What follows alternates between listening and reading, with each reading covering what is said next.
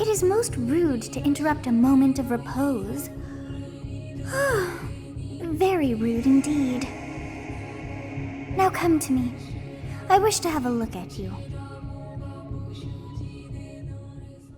It's been 12 years since a mainline Fire Emblem has appeared on a console, and while the series has reached new heights of popularity thanks to Fire Emblem Awakening, there's a different expectation when it comes to handheld games. The series might have stumbled in the eyes of some fans with the release of Fire Emblem Fates, but I felt that Intelligent Systems rebounded well with its follow-up, Fire Emblem Echoes, and it made me optimistic for the future of the franchise. But now that the latest game, Fire Emblem Three Houses, has arrived on the Nintendo Switch, can it meet or even exceed the expectations of so many? For my money, yes. Three Houses takes place on the continent of Fodlan, which is ruled by three separate factions: the Adrestian Empire, the Kingdom of Fargus, and the Leicester Alliance. But at the center of them all is the Church of Seiros, a religion that reveres a goddess that watches over the continent. This church is centralized at the Garrigmach Monastery, which not only serves as the seat of power for the Archbishop and her knights, but serves as an officer school for students around the continent. And it's here that the majority of Three Houses' story takes place.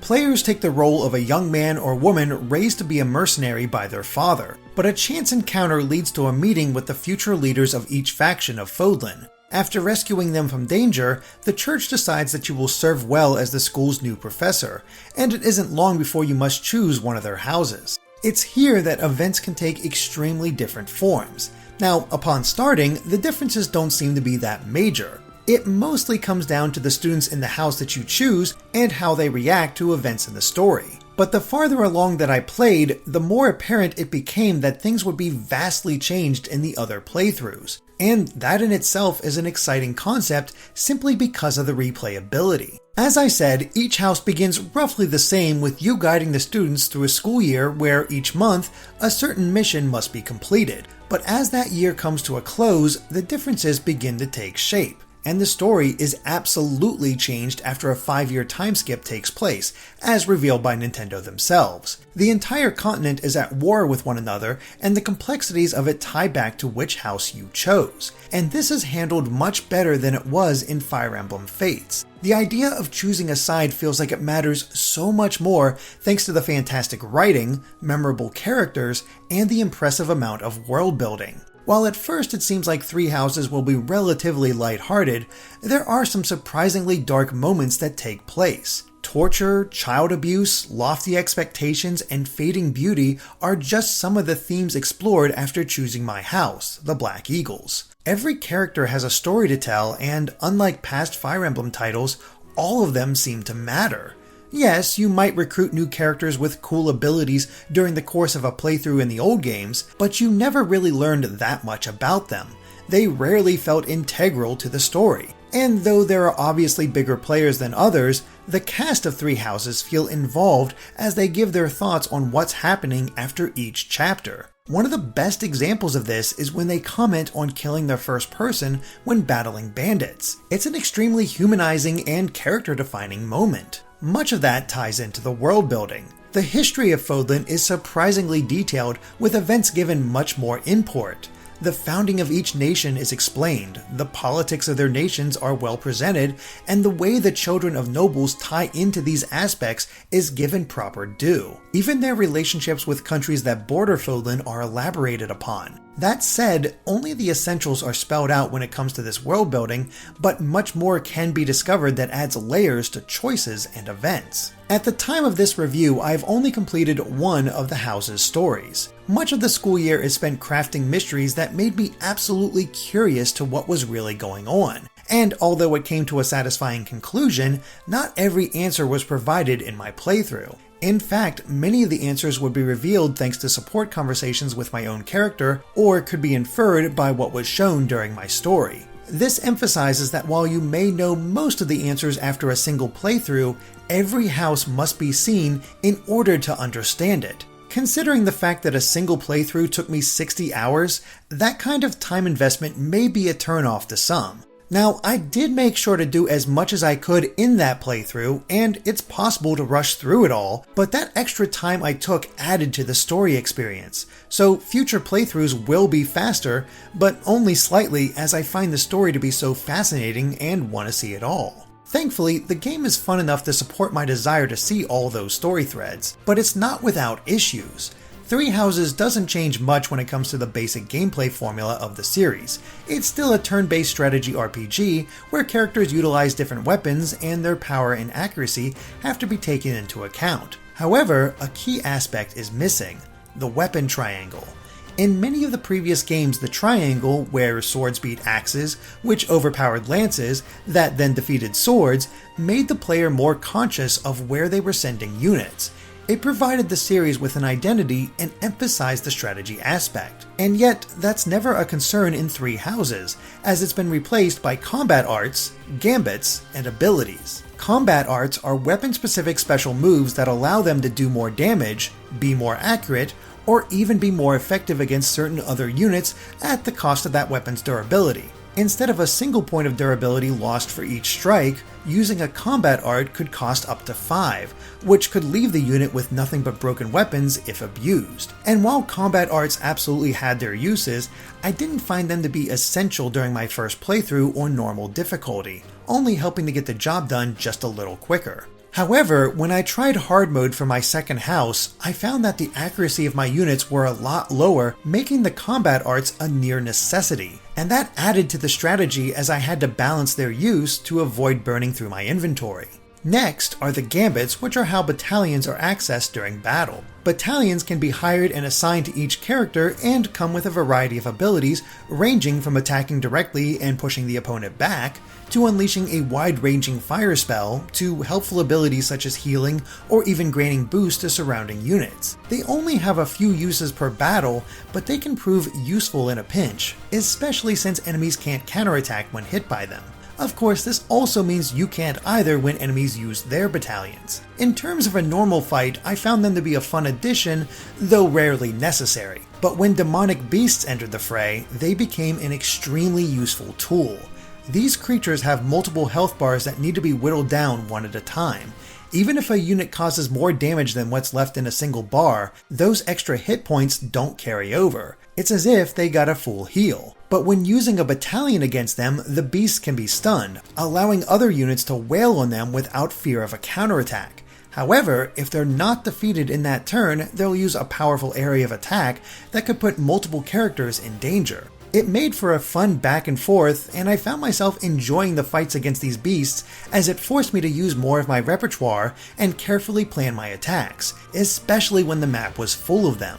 Finally, there are abilities which come in 3 flavors: personal, class, and equipable. Personal abilities are unique to each character and can give bonuses such as earning more experience, granting extra defense when choosing to wait instead of attacking, and even boons to using battalions or the ability to naturally open chests and doors. Class abilities are buffs that come from the character's chosen class and change depending on their current one. So for example, if you have a Cavalier, they'll be able to use Canto, which allows them to move after attacking. And then there are the equipable abilities, which are earned from leveling up a character's skills, such as swords or by mastering a job class. It allows players to customize their units however they want, and this is also how the weapon triangle makes a slight appearance, allowing you to equip a specific weapon buff against another, such as sword versus axe. I found myself constantly wanting to improve my characters to see what abilities they would earn, many of which made them incredible on the battlefield. These skill levels also tie into the combat arts and magic. Sometimes leveling up a skill will provide a new attack rather than an ability, and this is most significant when it comes to magic. Instead of having to wield tomes much like other weapons in past games, magic in Three Houses is learned. They still have a limited number of uses, but it replenishes after each battle. So rather than having 20 heals right off the bat thanks to a staff, I needed to be more cautious when using the 5 heals that I had in the beginning. But as I raised a character's skill in Reason for black magic and Faith for white magic, the more powerful spells they had at their disposal. This also meant that the previous spells had more uses. I love this system. I used mages more than I ever have in a Fire Emblem game and felt rewarded each time. They were some of my best units, and I found myself wanting to raise their skills just to see what spell they got next. It's that customization that really makes Fire Emblem Three Houses shine, and it all stems from the introduction of the school and its related mechanics. When I first heard about the school setting, I was concerned it would make the moments between battles unnecessarily complex. I was there to fight and test out my strategies, not teach kids and wander a school. But it works, and I found myself wanting to do everything I could each time I returned to it. The school, along with the three houses themselves, is what really gives the game its unique identity. And that feels like a necessity because the actual maps are rarely exciting. Most battles have the goal of destroying all enemies or defeating the commander, with few exceptions in my experience. Extra battles are possible, as I'll talk about later, but even then it mainly consisted of old maps used in slightly different ways. Choosing a different house also had me playing most of the same maps as well. Unique maps for each story didn't really appear until the time skip. I would find them enjoyable, but I still wanted a bit more variety. With that said, let's break down how a month typically works, as this will also introduce the many different side activities available between the story battles that lead into the next month. Things typically begin with a short story sequence where your mission for the month is laid out, such as dealing with a rebellious noble. You have an entire month to get whatever you need to done, but that doesn't mean that every day is free for you. This isn't Persona. Instead, every Monday is used to set the lesson plan for that week, while every Sunday is a free day where players can choose to do what they'd like. Lesson plans essentially boil down to how you want each unit to grow and allows you to guide them however you'd like based on the goals you set for them. Goals are essentially the skills that a unit will focus on. These can be changed at any time in the main menu as well, but they only go into effect after a lesson, where the characters will receive a nominal boost that will eventually increase their rank and grant them new abilities or magic. But players can also personally instruct each student to grant a small bonus in whatever skill they want, which ties into the student's motivation. The more motivation they have, the more times they can be instructed and potentially increase their skill. How much skill they earn ties into their own preferences, how well your character excels at that skill, and other bonuses that can be obtained when exploring the school. In addition, how well they take to the instruction determines how many points they earn.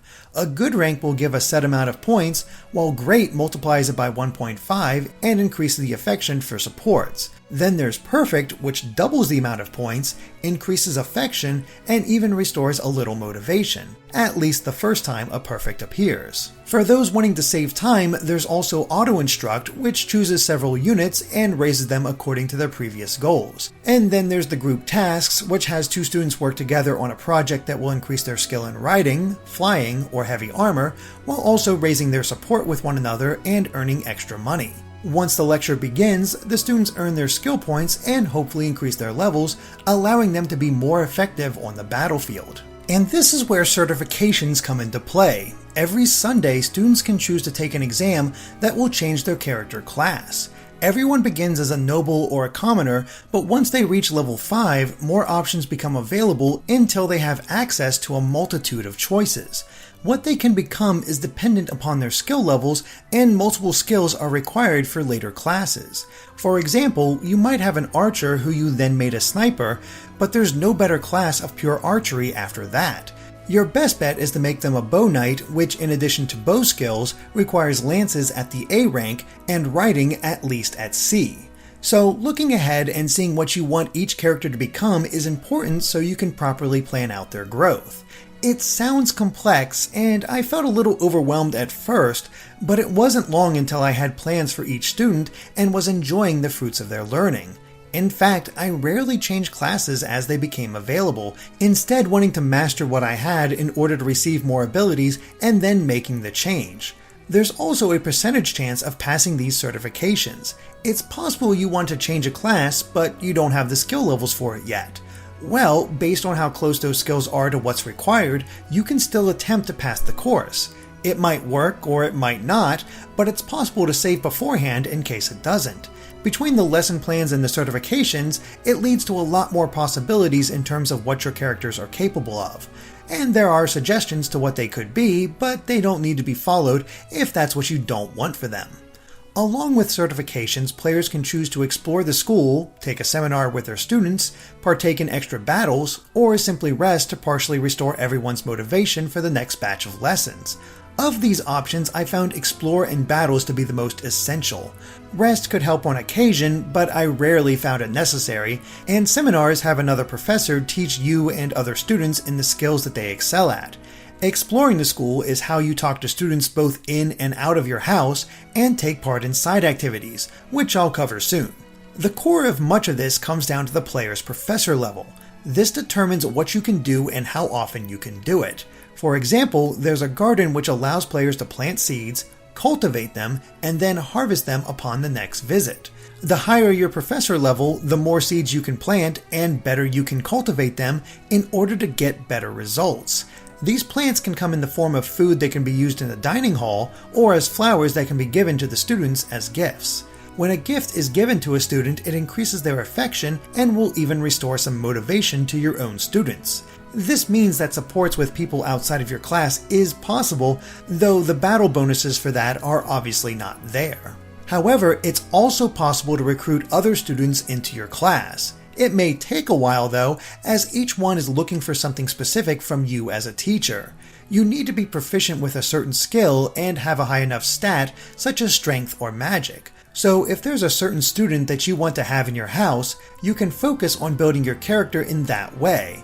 This is helped along by the other adults at the school, as they'll teach you how to increase skills that they're proficient in. However, this does take away a unit of time. Time, in this case, is determined once again by your professor level. The higher it is, the more time you'll have, and not every activity will consume it. Gardening is free to do, though it can only be done once per exploration, and the simple fishing minigame is freely available. Both give nominal experience to your professor level and are fine for what they are, a distraction. The fishing never reeled me in completely, as I eventually stopped bothering later in my playthrough, but it does provide fish for the meals in the dining hall. And the dining hall is where I found one of the most consistent ways to increase my professor level. Here you can choose meals to share between any two people in the school, allowing you to boost support levels between the three of you, completely restore their motivation, and even provide a solid amount of professor experience. It was one of the most solidly useful options and allowed me to see many more of the support conversations between the people of the school. There's also an option to cook with a particular student in order to provide buffs for stats such as attack or defense for the next month. Unfortunately, it never seemed necessary during my playtime. Finally, there are the side quests which pop up each month. Many of the early ones are used to gradually introduce new activities, but eventually they broaden in scope to include fetch quests and quest battles. Quest battles must be chosen on another free day in order to actually complete them, and this applies to the side story paralogs that return once again. The quests usually reward players with money, items, and renown, which is perhaps one of the most important resources in the game, even though it doesn't appear that way at first. Eventually, players can spend their renown at the statues of 4 saints, each of which grant bonuses when learning skills or even increase the amount of divine pulses at your disposal. Divine pulses essentially work the same as Mila's divine turnwheel in Fire Emblem Echoes, allowing players to rewind as much as they want in order to fix potential mistakes. It was a great system before, and it's largely unchanged here, helping players to adjust for anything that might catch them off guard. But Renown truly becomes important when it comes to New Game Plus. Rather than having access to everything you unlocked previously right away, it must be regained thanks to Renown. This includes your professor level, your support levels, your skill levels, and even access to previous abilities. The only thing that carries over are the items unlocked in shops and the bonuses from the saints. So I didn't have enough renown to do everything, but simply raising my professor level much higher than it would have been otherwise helped me make much faster progress than I did previously. It's a different kind of New Game Plus, but one I really enjoyed. With the jump to the Nintendo Switch, Three Houses is by far the best looking Fire Emblem game to date. The battle maps are still simplistic in design, but have enough details to look good. Where it really shines is when you explore the school. Every inch seems thought out and it feels like a place that could really exist. There's enough people milling around that it doesn't feel empty, and it really did feel like home after a while, bolstered by the routine that I had created for myself. I also enjoyed the character designs as none seemed too over the top, even after the time skip. What really surprised me was how well they emoted, to the point that I rarely paid attention to the portraits next to their text. That said, there are moments where slowdown does occur while exploring, and it takes a while to access certain sections as they need to load in. Looking closely at any one place will also show some lower quality aspects of the school, such as pixelization. It was a slight annoyance at worst, and something easily glanced over most of the time. It might not be a complete graphical stunner, but the style works, and I thought it looked great for what it was. However, it's Three Houses' sound design that has me utterly delighted. Every line of dialogue is spoken, even for the random people milling about the monastery, and the voice actors across the board are fantastic. There are small moments that each one has that does just a little bit more to truly humanize them, and this might be one of my favorite casts in a Fire Emblem game. There's just so many standouts with plenty of hidden depth, and if desired, there's the Japanese voice language option as well. But it's the music that truly caught my attention. It is absolutely gorgeous, with battle themes that pump me up, school themes that sell the setting, and mysterious melodies that emphasize the darker undertones. It is fantastic across the board. Fire Emblem Three Houses is a marvelous return to form in terms of storytelling and character. I was enthralled with what might happen next, or what the answers to the questions raised might be. And it's been a long time since a Fire Emblem game has done that for me. They've been entertaining, but the plots are usually straightforward. Here, the curves enhance the journey through these different stories. The gameplay, while still fun, just didn't quite match up in terms of excellence. I rarely had to think about my actions due to the lack of the weapon triangle and the overall ease of the game. While playing on normal mode, I found myself going on autopilot for most battles, which I normally can't do in this series. That said, the sheer amount of customization and seeing how my units evolved kept me engaged despite the tactical weakness. I like the game a lot and see it as an excellent entry point for series newcomers. There are plenty of options to ease you into its gameplay, and casual mode returns, so there's no need to worry about permanently losing units. I absolutely recommend longtime Fire Emblem fans to play on hard mode though, as it will provide much more of a challenge than normal ever does without getting ridiculously brutal. And there is enough content here to keep occupied for a long time to come. And I'm still looking forward to seeing how the stories of the other houses play out. Thanks for watching, and be sure to subscribe to Game Explained for more on Fire Emblem and other things gaming.